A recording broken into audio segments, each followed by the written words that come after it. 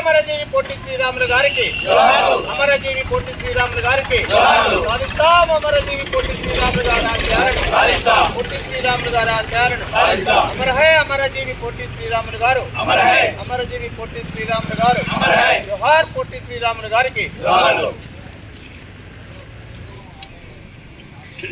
ఆర్యవైశ్య ముద్దుబిడ్డ సమైక్యంద రాష్ట్ర ఏర్పాటు కోసం, భాషా ప్రయుక్త రాష్ట్రాల ఏర్పాటు కోసం 52 రోజులు ఆమరణ నిరాహారదీక్ష చేసి రాష్ట్రాన్ని సాధించినటువంటి మహనీయుడు అమరజీవి పొట్టి శ్రీరాములు గారు.